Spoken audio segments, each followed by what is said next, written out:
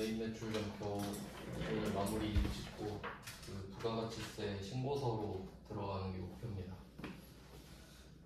일단 뭐 매입 매출 점표는 불공 쪽이 중요했었죠. 쪽은 다 봤고요. 이제 뒷부분은 좀 특이한 포인트 위주로 짚어보면 될 것 같아요.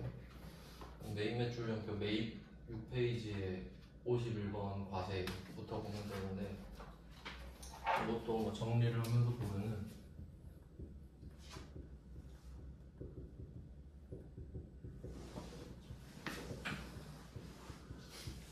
매입 파트입니다. 일단 가장 먼저 본 게 54번 불공이고요. 이제 불공이 아닌 부분이 반대가 두 개 있어요.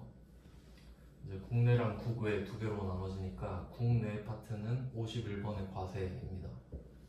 그리고 수입 쪽이죠. 해외에서 물 건너오는 거는 수입은 먼저 봤었고요. 과세 부분을 좀 볼게요. 근데 뭐 불공을 한다면 불공이 아닌 게 과세가 되겠죠. 세금 계산서를 받으면 51번 과세고 55번 수입은 수입 세금 계산서일 겁니다.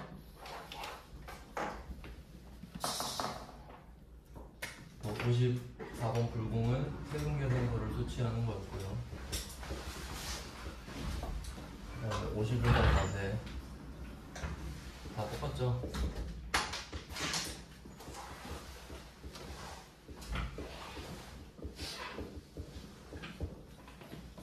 그래서 불공이 세금 계산서를 수취해야 되는데 여기서 수입 세금 계산서를 포함한다는 거를 알 수 있죠. 그리고 뭐 중요한 거는 불공 쪽은 불공제 사유여야 하고요. 네, 상관관계는 이렇습니다. 그러니까 불공을 걸러내면 나머지가 과세, 수입 이렇게 자동으로 정리가 되는 거였고, 네, 오늘은 과세부터 보겠습니다. 그냥 뭐 좀 주제만 훑어볼게요. 6페이지에 81번부터 보면 되는데, 그냥 주제별로 쭉 한번 볼게요. 눈으로만 보면 될 것 같아요. 81번은 원재료를 사고 세금 계산서를 받았다. 뭐 당연하죠. 원재료가 불공제 사유가 아니니까.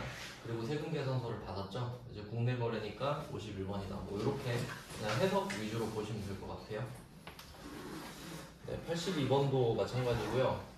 이 안에서 뭐 배서양도라든가 배서양수 이런 주제만 좀 조심하시면 될 것 같아요. 그래서 82번 문제 같은 경우는 지금 그 그림 있는 걸로 일부러 넣어놨는데, 그림에 보시면 공급 받는 자 보관용이잖아요. 그럼 우리가 물건을 사고 있다는 걸 알 수 있죠. 이 그림만으로. 그래서 물건을 사고 있구나 이걸 확인을 하시고, 그리고 이 그림 안에 공급자, 공급받는 자가 있잖아요. 그러면 상대방은 자연스럽게 공급자가 되죠. 내가 공급받는 자니까. 그럼 공급자도 한번 보시면 용산이 공급자잖아요. 내가 용산한테 지금 물건을 사고 있는 거예요. 근데 보시면 그 문제 두 번째 줄에 개포의 약소금을 배서하여 지급했다. 뭐 이런 식으로 되어 있죠. 그럼 내가 지금 보고 있는 거래처는 용산인데 우리가 개포한테 받았었던 약소금을 준다. 뭐 이런 상황이 되겠죠. 그리고 또 디테일까지 좀 따져보면은 개포한테 이 약소금을 받았었을 때 제품을 판매하고 받았었죠. 그래서 계정권기 받으러움이었을 거다. 이것까지 알아야 대변의 받으러움을 없앨 수가 있겠죠. 그래서 뭐 이거는 사실 뭐 메인 매출 점표랑 상관이 있는 건 아닌데 그냥 디테일 한 번씩 넣어봤어요. 좀 상기해 보시라고. 일반 점표 관련된 주제죠. 이거 없어요? 한두 있는데 드릴까요? 혹시 몰라서 한 부씩 더.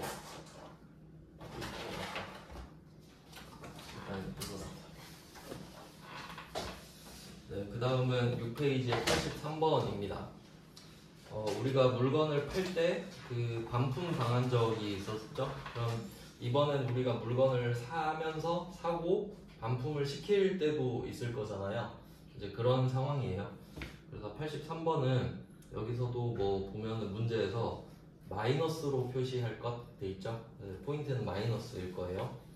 마이너스 세금 계산서인데, 그러면 상황을 한번 분석해 보면 공급받았던 원재료라고 하거든요. 원재료가 나한테 왔었는데 이걸 반품했으니까 돌아서 나가는 겁니다.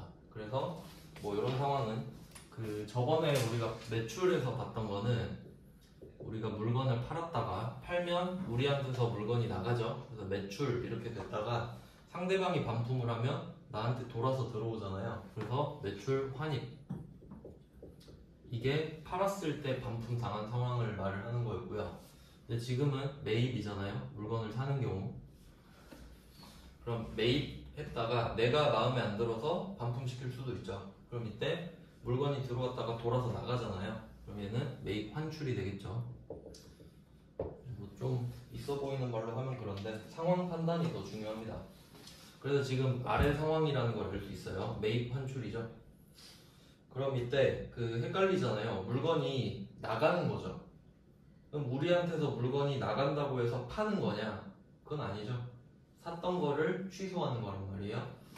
그래서 이 부분이 헷갈릴 때는 증빙을 보면 된다 그랬죠.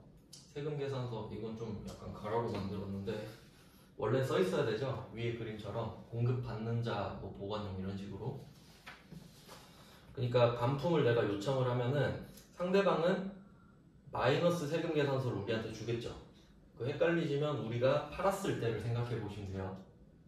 물건은 받지만 반품을 줬잖아요. 한번 좀 정리를 해보면 이게 뭐 어차피 쌍방간의 거래니까 우리가 A 아니면 B잖아요. 그러니까 뭐 A가 B한테 물건을 팔았었어요. 그럼 A는 매출이고 B는 매입이잖아요. 그럼 이때 물건을 팔 때 세금계산서를 같이 준단 말이에요. 물건도 주고 세금계산서도 주고, 이게 정상적인 거래인데, 근데 상대방이 안 산대요. 반품시키겠대요. 근데도 마이너스 붙은 세금계산서를 또 주죠. 물건은 오는데 세금계산서 마이너스 붙은 걸 또 주잖아요. 그러니까 두 개를 세트로 줘버리면 두 개가 퉁쳐지는 이런 효과가 있는 거죠. 그럼 우리가 물건을 팔고 반품 당했을 때 주고 했으니까 물건을 사고 반품시킬 때도 받고 한단 말이에요. 그러니까 증빙 위주로 결정하시면 돼요. 증빙이 왔으니까 매입으로 처리해야 되는구나. 그래서 세금계산서니까 매입 과세 찍고 마이너스 적는 거죠. 근데 이 문제 같은 경우는 수량 단가가 각각 나와 있지 않잖아요. 원래 수량과 단가가 각각 나오면 수량에만 마이너스를 쓰시는 거거든요. 물건이 나가면 플러스, 들어오면 마이너스니까. 근데 지금은 뭐 한 개인가 봐요. 그럼 이때는 그냥 금액에다가 마이너스를 붙여주시면 돼요. 네, 뭐 요거는 그냥 매출 때 했던 거 그냥 반대로 한번 생각해 보는 거예요. 이제 7페이지로 가보겠습니다. 뭐 이것도 뭐 다 마찬가지입니다. 다 반대편에서 보시면 되는 건데, 이제 84번은 기계장치를 납품받았다. 기계장치는 불공제 사유가 아니죠. 불공제 사유가 아니고 세금계산서를 받았기 때문에 51번 당연한 내용이고요. 85번도 마찬가지입니다. 그냥 뭐 디테일한 붕괴는 그냥 뭐 스스로 풀어보시면 될 것 같아요. 그 다음에 86번, 이것도 뭐 좀 특이한 문제여서 팔 때는 이런 게 없었는데 살 때는 원재료만 사는 게 아니다 보니까 86번에 보시면 기계장치를 샀었다가 반품을 했죠. 그럼 여기서 차이는 미지급금과 상계 처리했다고 돼 있는데, 이거는 뭐 당연한 말인 게 우리가 원재료나 상품을 사면 외상매입금으로 처리를 했었을 테니까 그거랑 상계 퉁치는 거죠. 근데 기계를 샀을 때는 미지급금으로 처리를 했었으니까 뭐 당연히 미지급금이랑 상계를 하겠죠. 그러니까 이 말은 사실 없어도 상관은 없는데 왜 말을 해주냐면요, 그 기계를 우리가 샀을 때 바로 현금을 줬을 수도 있잖아요. 그럼 그때는 현금으로 돌려받는 거거든요. 근데 그게 아니라 그냥 외상으로 했었다는 걸 강조하는 겁니다. 현금을 주지 않았다라는 거예요. 그냥 답을 알려준다기보다는.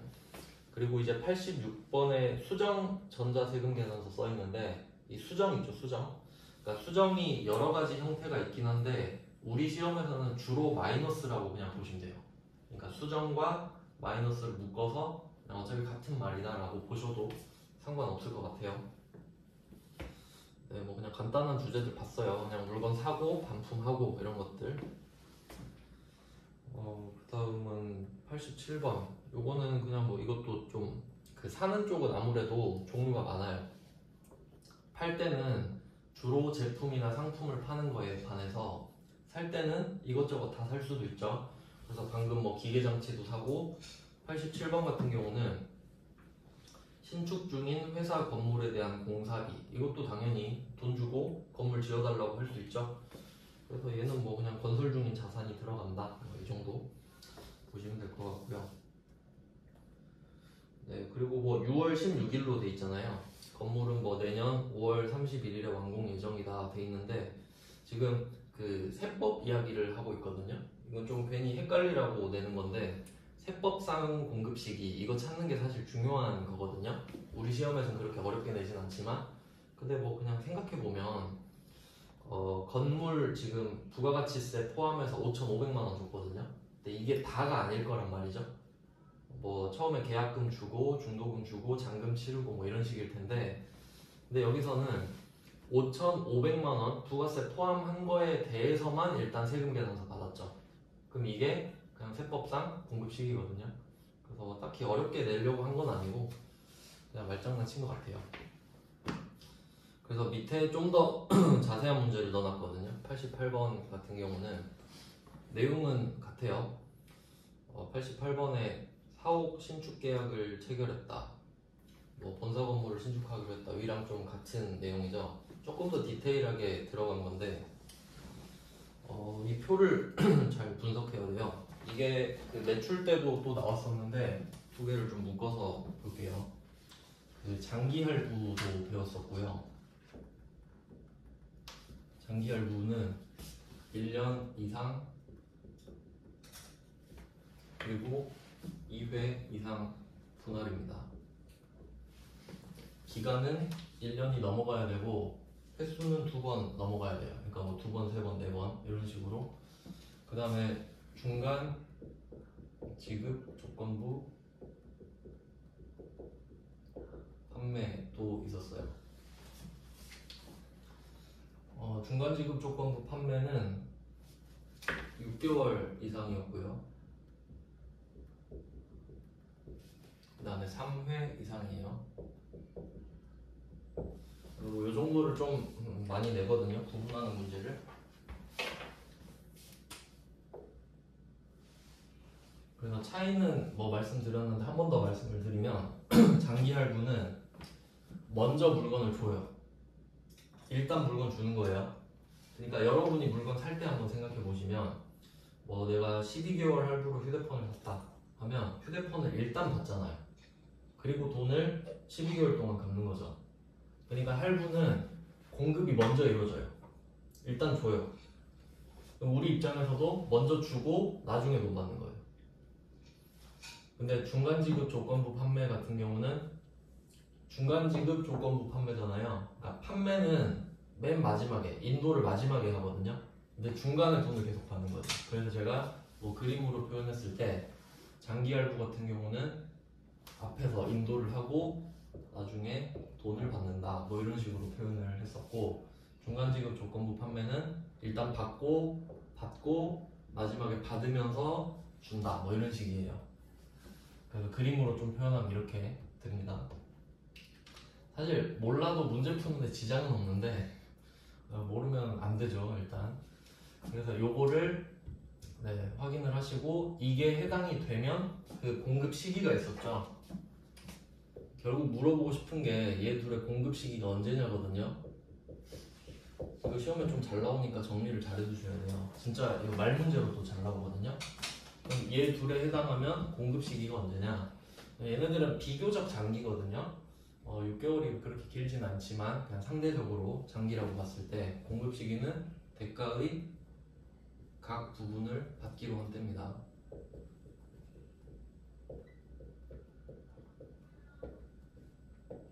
그러니까 여러 번 돈을 받으니까 그때그때를 각각 공급 시기로 보겠다 이거죠. 쪼개가지고 한 번으로 뭉쳐서 보는 게 아니라. 그러면 또 문제가 있어요. 이게 아닐 수도 있잖아요. 얘 둘이 아닐 수도 있잖아요.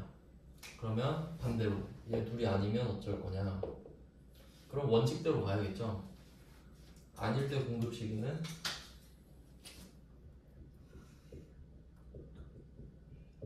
우리가 그 용역 쪽은 자세히 배우지는 않는데 재화랑 용역이 좀 다르거든요. 그래서 그냥 참고로 말씀을 드리면 재화는 인도일 정도라고 생각하시면 되고요. 그러니까 물건을 넘겨주는 거 있죠. 물리적 물건을 실제로 넘겨줄 때 그 재화를 팔았다고 봐요. 그래서 이 두 개를 좀 잘 생각해 보셔야 하는 게, 만약에 우리가 물건을 파는데 할부로 팔아요. 돈을 2번에 받기로 한 거예요. 근데 기간이 6개월인 거예요. 그럼 1년 이상 2회 이상이 아니잖아요. 2회 이상은 맞는데 1년 이상이 아니니까 그럼 얘는 장기 할부가 아니죠. 그럼 얘의 공급 시기는 인도일이 되는 거예요. 그러니까 인도일에 한 방에 할래? 아니면 장기 할부로 빼서 나눠서 할래? 이거거든요. 그러니까 이걸로 장난치면 많이 틀릴 수 있는 거예요.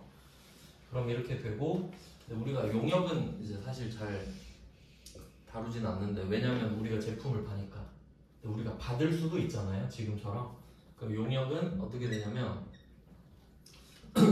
재화는 물건이니까 눈에 띄죠, 옮기는 게. 주고받고가 딱 확실하니까 인도일로 정했는데, 서비스 같은 거는 그러니까 여러분 미용실 같은 데 가면 그게 서비스잖아요. 그러면 그걸 언제 다 받은 거냐? 그럼 그 좀 전문적인 말로는 영무의 제공이 완료되는 때 이렇게 말을 하거든요. 그러니까 그 서비스 해주는 게 끝날 때. 그러니까 여러분 미용실 가시면은 머리 딱 감겨주고 말려줄 때 있죠. 세팅하고 딱 그때가 끝이에요. 그럼 그때 돈을 못 받아도 공급이 된 거라는 거지. 그럼 공급 시기가 정해졌다는 거는 그 날을 기준으로 부가가치세를 내라는 거예요. 지금 부가가치세법 하고 있는 거니까. 그래서 그 부가가치세를 언제 삥 뜯을지에 대한 기준을 정하는 거예요. 그럼 이렇게 되고 용역은 그냥 뭐 영무 제공 완료 이 정도로 참고로 알고 계세요. 참고로 이게 우리가 이거를 자세히 배우진 않는데 그래도 참고로 몇 개만 좀 기억해 두세요. 혹시 나올 수 있으니까.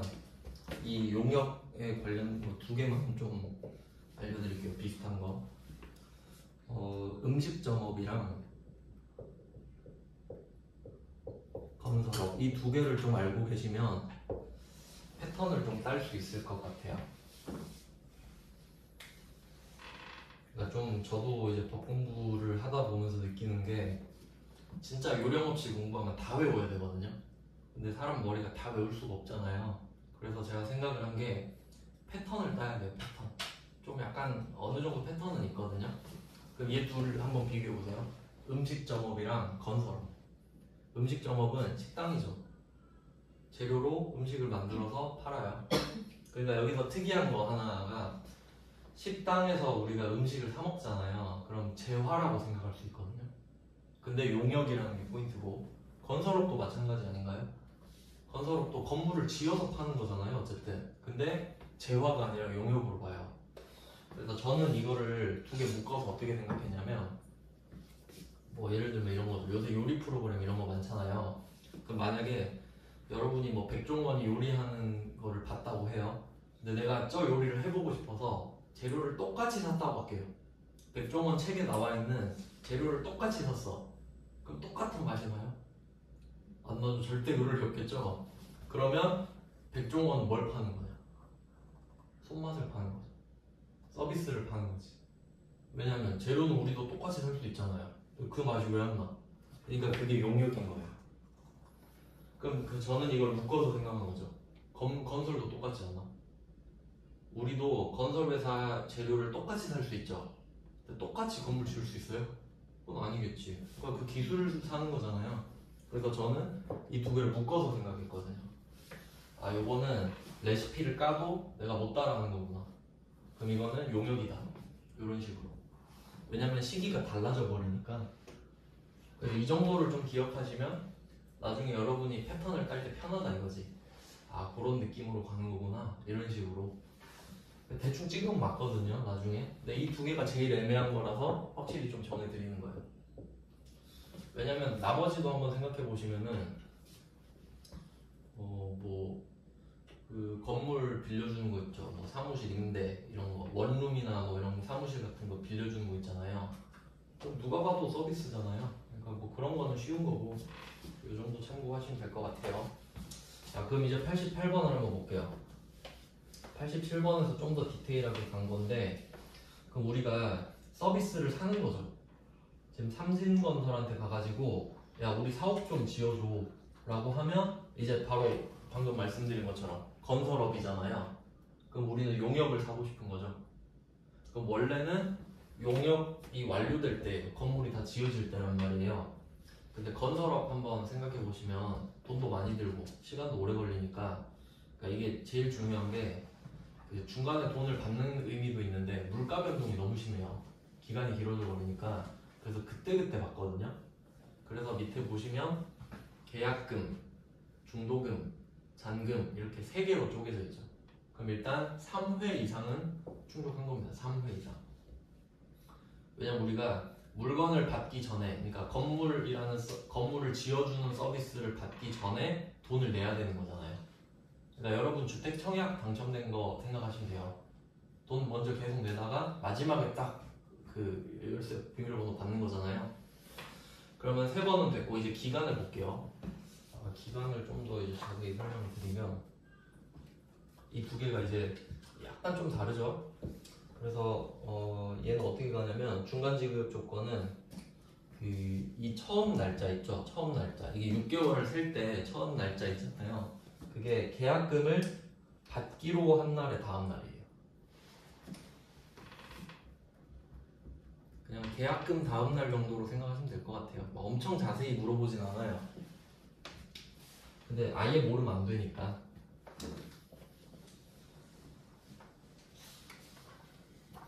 그래서 한번 이제 생각을 해볼게요. 그럼 날짜 세는 방법. 계약금, 중도금, 잔금 일단 3번으로 쪼개진 건 확인했고요. 그러면 그 날짜를 어떻게 셀 거냐? 계약금을 주는 날이 9월 7일이죠. 그럼 9월 8일부터 세는 거예요. 9월 8일부터 잔금일 있죠? 7월 31일 이렇게 세는 거예요. 그냥 한번 적어두세요. 9월 8일부터 7월 31일까지 이렇게 센다. 그러니까 뭐 하루 차이로 장난치고 이런 건 아니란 소리예요. 대충 찍어도 맞잖아요. 그럼 확실히 6개월은 넘는다는 건 아시겠죠? 그럼 이게 중간지급 조건부 판매, 상대방이. 그럼 반대로 우리는 중간지급 조건부로 물건을 사는 거잖아요. 그러면 시기가 어디죠? 대가의 각 부분을 받기로 한 때가 되죠. 그러니까 오늘 날짜 거만 적어라 이 말이에요. 그러니까 상당히 어려운 문제죠 이게. 이런 문제는 좀 중요 표시를 해두시고 세법 지식을 물어보는 거니까 아무 생각 없이 하면 틀리겠죠. 그래서 총 도급 금액을 쓰는 게 아니라 오늘 날짜 있죠. 계약금 9월 7일 4,800에 부가세 480 요것만 회계 처리를 하라 이거예요. 그러면 한 가지 더 말씀드리면 만약에 이 날짜를 샜는데 잔금까지 6개월이 안 될 수도 있잖아요. 5개월, 4개월 이럴 수도 있잖아요. 그러면 중간지급 조건부 판매에 해당되지 않죠. 그러면 아닌 거니까 공급 시기는 영무 제공 완료일로 바뀌어버리거든요. 그러면 오늘의 회계 처리는 없는 거지. 오늘은 제공 완료가 안 됐으니까. 그럼 그렇게 되면 마지막에 잔금 날짜 있죠. 그때 모든 총 도급 금액을 다 때려박는 거예요. 딱 하루에. 그런 차이가 있습니다. 네, 조금 깊게 들어가면 그렇고요. 그러니까 약간 세무 1급이랑 세무 2급 사이의 문제였던 것 같아요. 이런 문제들은.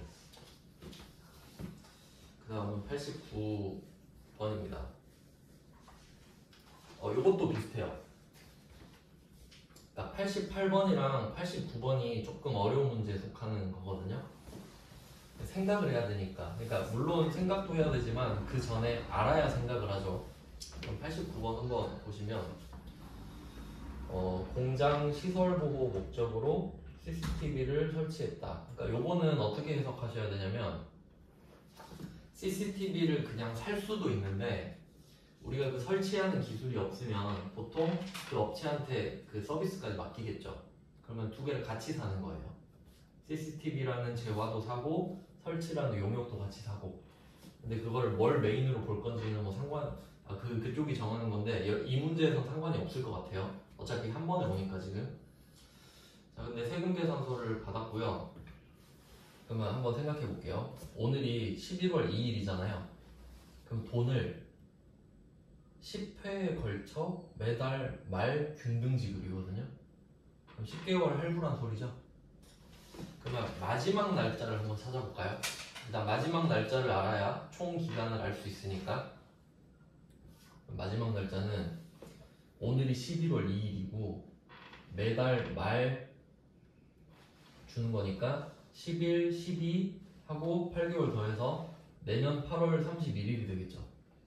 그러면 날짜가 정해졌어요. 아, 내년 8월 31일이구나.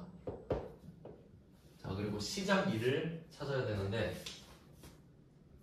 중간지급 조건부 판매는 계약금 다음날이 됐잖아요. 왜냐면 물건을 마지막에 인도하니까 계약금이 처음 돈을 주고받는 거라 그러는데, 근데 할부는 다르죠. 할부는 물건을 먼저 주고받아 버리잖아요. 그러니까 얘는 이 1년 이상을 들 때 인도일 다음날이에요. 그러니까 무슨 일이 일어나는 거에 가장 처음 일어난 거에 다음날부터 세는 거죠. 그래서 이렇게 시작일이 당연히 달라질 수밖에 없습니다. 장기 할부는 먼저 인도를 하니까 인도일 다음날이고, 중간지급 조건부 판매는 계약금을 주는 게 가장 먼저 일어나니까 그 다음날을 세는 거예요. 네, 그러면 한번 생각해보면 오늘이 11월 2일이고요. 오늘 인도가 된 거죠. CCTV 뭐 이게 재화든 용역이든 상관없어요. 왜냐면 재화면 오늘 인도가 된 거고 용역이면 오늘 설치 완료가 됐죠. 어차피 상관없잖아요. 자, 그럼 오늘 다음날부터인 거예요. 11월 3일부터 센다 이 말이죠. 그래서 올해 12월 3일부터 세는 거거든요. 그럼 이렇게 기간이 결정이 돼요. 그러면 횟수는 10회니까 당연히 할부가 맞거든요. 근데 이제 장기냐 이거지. 장기냐? 아니죠? 그러면 뭐 재화든 용역이든 같은 날인데 인도일이나 영무 제공 완료일을 쓰는 거죠. 그게 오늘이잖아요. 그러니까 오늘 모든 금액을 다 쓰는 거예요. 그래서 88번이랑 89번을 비교하시는 게 포인트예요. 그러니까 사실 이거는 맞춰도 거의 모르고 맞춰요. 그냥 아무 생각 없이 썼는데 그냥 맞은 거지. 그런 경우가 좀 많아요. 근데 이게 보시면은 회계 1급 문제잖아요. 그러니까 요새는 거의 그 구분이 없어요. 그러니까 제가 이따가 보여드릴 건데, 제가 어제 하루 종일 정리했거든요. 세무이급 오늘 그 알려드릴 거를. 근데 보니까 그 부가가치세 실무 쪽은 되게 쉽게 내고 분계 쪽 난이도를 높이는 추세더라고요. 그러니까 약간 기본기에 충실한 사람은 좀 합격할 수 있게. 그래서 제가 저번에 그 나눠드렸잖아요. 회계 1급 거. 그걸 꼭 같이 병행하셔야 돼요. 그러니까 저 어제 진짜 분석하고 엄청 놀랐다니까요. 이따 보여드릴게요. 진짜 그 분석한 걸 보시면 답이 바로 나오거든요. 그러니까 일단 분계를 잘해야 된다 이거죠. 90번 한번 볼게요. 이것도 뭐 그렇게 어려운 문제는 아닌데 좀 보면 당황할 수 있을 것 같아서 넣어봤거든요. 90번 문제를 보시면은 그 임대인이라는 말이 나오거든요. 근데 이거 가지고 바로 확인을 좀 하실 수 있어야 되는데,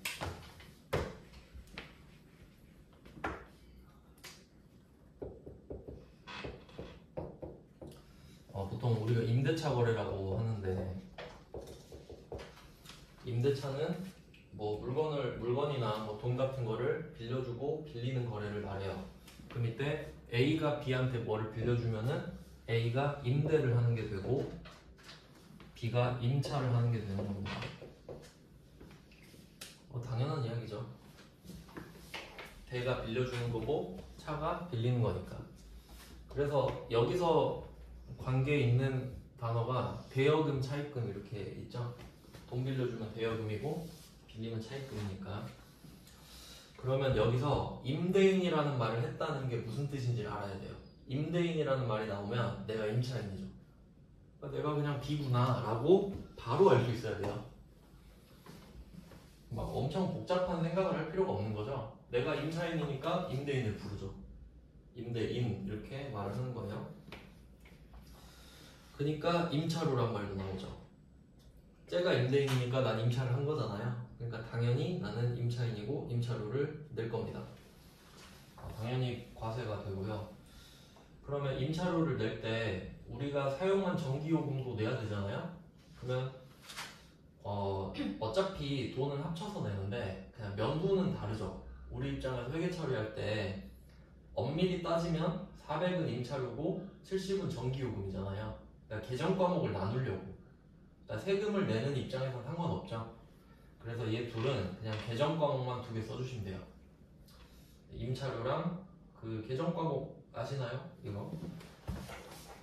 요거 그 일반 전표 문제에서 말장난 좀 많이 내는데 일단 임차료는 아실 거고 임차료는 500번이랑 800번 나눠져 있죠. 근데 여기서는 공장이잖아요. 공장 건물 빌렸으니까 500번 임차료 하나 찾고요. 그 다음에 이게 에너지 쪽 계정 과목이 좀 다르게 돼 있죠.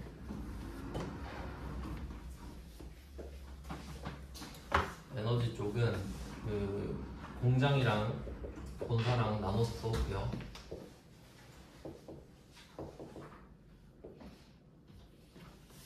공장은 전력비가 따로 있고요. 이쪽도 전력비가 있긴 있었던 것 같은데 근데 본사는 주로 수도광열비를 많이 쓰죠. 수도광열비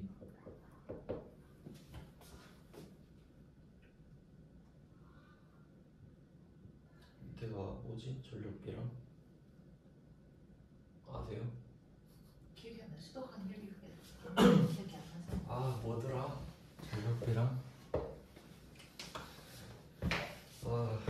일단 지금 전력비라서 상관은 없는데 일단 계정 과목이 이렇죠. 여기 K랩도 안 깔려있고 이따가 찾아서 알려드릴게요. 근데 여기서 그 확실히 아셔야 될 거는 수도광열비죠. 요거는 본사에서는 전력비를 따로 쓸 수도 있는데 그러니까 제 생각에는 이렇거든요. 생각이 날듯말듯하네. 그러니까 이 에너지를 아무래도 좀 전기 수도 가스 수도래다. 죄송해요. 바로 생각나야 되는데 이것 때문에 좀 말장난 잘 치거든요. 한번 생각해보면 가스, 수도, 전력 이렇게 세 개로 크게 나누는 거거든요. 그러니까 좀 약간 두루뭉술하게 하면 이제 전력을 쓰는 게 이제 보통 뭐 빛을 낸다. 지금 우리 이거 빛 나오는 것도 전기죠. 뭐 그렇게 생각을 하고 가스로는 이제 열을 낸다고 생각해요. 따뜻하게 하는 거. 그다음에 수도는 물이죠. 이렇게 세 개로 나뉘는데 공장에서는 이걸 많이 쓰잖아요. 그래서 그나마 2개로 나눠서 쓴다고 생각을 했고 근데 이 수도광열비에는 뜻이 다 들어있거든요. 수도, 광, 열. 본사는 아무래도 공장에 비해서는 좀 덜 쓸 거 아니에요. 그래서 그냥 대충 이렇게 좀 구분하는 차원도 있지만 별로 쓰지도 않으니까 주로 수도광열비를 많이 씁니다. 굳이 전력비를 따로 쓰는 경우는 잘 없고요. 그래서 거의 이제 이런 식으로 좀 대응을 이루기 때문에 이거 아는지 물어보고 싶어서 이제 일반 전표 문제에서 좀 내는 편이죠. 근데 지금은 우리가 500번 임차료랑 500번 전력비를 쓰면 되기 때문에 이거에 대한 문제는 아닌 거고 그냥 계정 과목을 따로 2개를 쓰는 거 아니야. 세금 계산서가 1개잖아요. 근데 계정 과목만 2개를 쓰는 겁니다. 그럼 이때 써야 될 금액은 위쪽에 있죠. 위쪽에 470만 원을 써야 돼요. 470만 원을 써서 아래쪽에 임차료 400, 그 다음 전력비 70 이렇게 나눠야 된다 이거죠. 네, 이렇게 됩니다. 그 다음은 뒤쪽에 뭐 자동차 간단하게 훑어보고 좀 볼게요. 자동차는 했던 건데 그냥 왜 되는지 그냥 쓱 보겠습니다. 이제 그 되는 이유를 이제 아셔야 되겠죠. 자동차는 열심히 우리가 배웠으니까. 그럼 이제 되는 걸 먼저 적어놓고 들어오는지 볼게요. 그럼 우리는 일단 우리가 쓰는 자동차가 전부 다 비영업용이기 때문에 이제 이거는 답이 없고요. 그러면 승용차가 아니어야 된다. 여기에 들어와야 되거든요. 그래서 이제 첫 번째 뭐부터 하지? 승합차? 승합차 9인승 이상입니다. 정확하게는 9인승 이상이라고 해야 되는데 귀찮으니까 그냥 승합차라고 보통 하죠. 그 다음에 화물차. 화물차는 그냥 사람이 타는 용도가 아닌 거죠. 짐을 나를 때 쓰는 용도고. 그 다음에 세 번째는 경차. 경차도 승용차입니다. 그러니까 엄밀히 따지면 1번 승합차랑 3번 경차는 승용차가 맞아요. 근데 인승이 엄청 많거나 차가 엄청 작으면 그냥 뭐 필요해서 샀겠지 이 정도로 본다고 했죠. 그래서 100이랑 1000cc 이하. 그러니까 얘네들이 지금 세액공제가 되는 겁니다.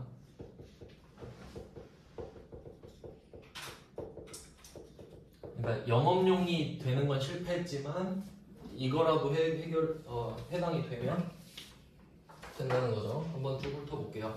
그럼 91번입니다. 100이랑 998. 실제로 차 사면은 이렇게 써있죠. 100이랑 998, 999. 그러면 이거는 되는 거잖아요. 뭐 영업부에서 쓰든 말든 상관없죠. 네, 여기서 디테일 때문에 이 문제를 넣었는데 밑에 보시면 취득세랑 뭐 재비용 이런 말 있잖아요.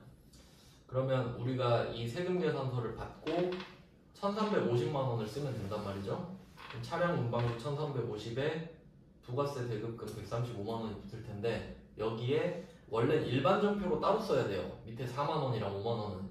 근데 그냥 어차피 이 차에 대한 건데 한 건에 그냥 몰아서 써라.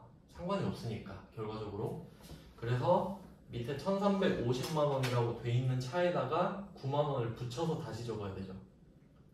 그래서 아래쪽에다가 1359만 원 이렇게 바꿔야 되잖아요. 그런 디테일 때문에 일부러 이 문제를 넣은 거예요. 뭐 다른 쉬운 문제들도 많죠.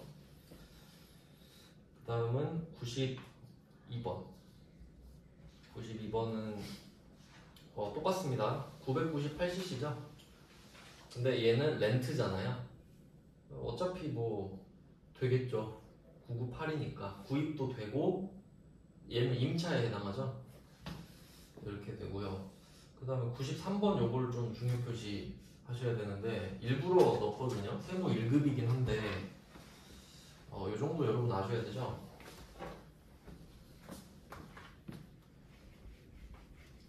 좀 늦게 시작해가지고 차까지만 좀 해놓고 끝낼게요. 주제별로 해야 좀 보기가 편하실 것 같더라고요. 이 문제는 그 회계 1급에서 엄청 잘 나오는 문제입니다. 근데 차이가 있다면 메인 매출 전표로 내는 게 아니라 보통 일반 전표로 좀 내거든요. 그래서 이 문제 포인트는 그 문제 두 번째 줄 있죠. 93번에 두 번째 줄 보시면 동차량 구입으로 인하여 의무적으로 매입해야 하는 채권, 이게 포인트입니다. 실제로 그렇습니다. 차 사면 채권을 강제로 사야 돼요. 여러분도, 그러니까 이 채권을 산다는 거는 여러분이 광주한테 돈을 빌려줘야 된다는 소리인데, 근데 뭐 그거는 법적으로 된 거니까 상관이 없고 어쩔 수 없고, 그럼 어떻게 회계 처리를 할 거냐 이거거든요. 그러면 이제 좀 가장 중요한 것부터 따져보면 뭘 샀냐 이건데, 화물 트럭 샀죠? 화물 트럭은 화물차잖아요. 그러니까 아까 썼던 공제 대상에 해당이 되죠. 그러면 뭐 부가가치세는 돌려받으면 되는데, 두 번째 봐야 될 게 이 채권인 거죠. 원래 이건 일반 전표에서 따로 하는데 그냥 묶어서 내버린 겁니다. 그러면 지금 이 채권을 우리가 어떻게 할 건지가 문제인데, 매도 가능 증권 투자 자산으로 분류한다고 했거든요. 그러면 보통은 바로 팔아버려요. 그냥 사고 싶어서 산 게 아니라 법적으로 산 거잖아요. 그냥 손해보고 팔아버리거든요. 근데 여기서는 뭐 갖고 있어 보지 뭐 이런 느낌이에요. 근데 이자도 없고 갖고 있을 이유가 잘 없는데, 그럼 이제 회계 처리가 들어가면 네, 차량 문방구 일단 3천 들어가겠죠. 부가세 대급금도 돌려받을 거고요. 그러니까 보통 이렇게 내면 뭐 다 맞힐 텐데 매입 과세로 끝내겠죠. 근데 채권이 들어가잖아요. 근데 이 채권은 100만 원이라고 써 있지만 지금 시장에 가면 80만 원밖에 안 하는 거예요. 왜냐면 이게 채권이니까 시간이 지나면 원금이 이제 꽉 차는 거거든요. 그 회계 처리는 아직 배우진 않았지만, 그러니까 지금 이 채권은 시간이 지나면 80만 원짜리가 100만 원이 됩니다. 만기가 꽉 차면. 근데 우리는 그럴 생각은 없고 일단 지금 80만 원이잖아요. 그러면 이때 매도 가능 증권으로 80만 원으로 회계 처리를 해요. 왜냐면 실제로 시장에서는 이걸 80만 원으로 거래를 하고 있으니까. 그리고 여기서 투자자산 이것도 되게 중요한데요. 매도 가능 증권 검색하면 2개 나옵니다. 2개 나오니까 숫자는 하나가 작고 하나는 크죠. 그럼 그때 큰 거를 골라주셔야 돼요. 왜냐면 투자자산이고 투자자산은 비유동 자산이니까. 그래서 숫자 큰 거 이렇게 좀 적어두시면 되고요. 투자자산은 비유동자산이니까. 근데 반대로 그럼 다른 말을 뭐 할 수 있냐면 당좌자산이라고 말할 수도 있거든요. 매도가능증권에다가 당좌자산은 그나마 좀 빨리 팔겠다 이 말인데 그렇게 되면 숫자 작은 거 쓰셔야 되거든요. 그러니까 이 디테일 하나 때문에 완전 문제 박살을 낼 수 있죠. 코드 번호 하나 틀리면 그냥 그 문제 틀리는 거거든요. 그래서 이 문제를 일부러 넣어봤어요. 그러면 또 생각해보세요. 우리가 준 돈이 얼마인지 생각해보시면 지금 총 나간 돈이 3,400만 원이에요. 3,400만 원.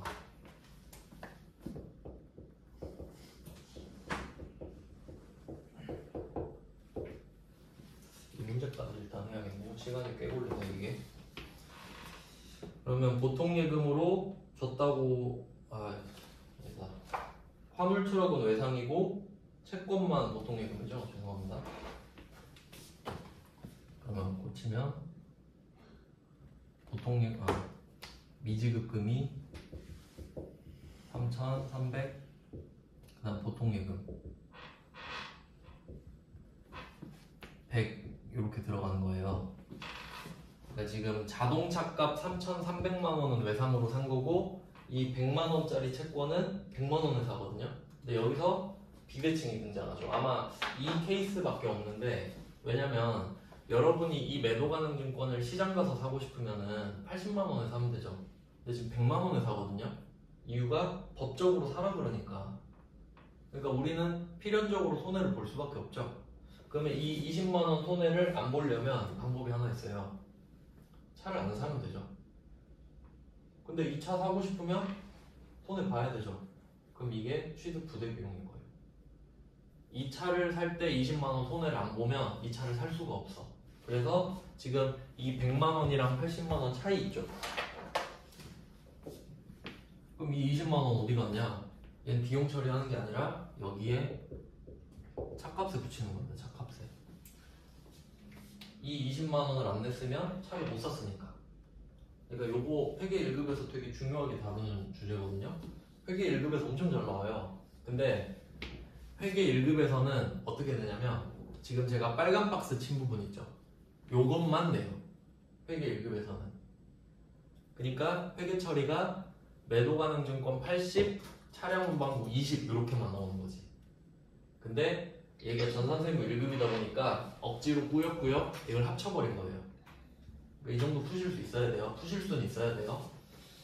네, 시간이 좀 길어져서 여기까지 해놓고 10분 쉬고 10시 한 8분부터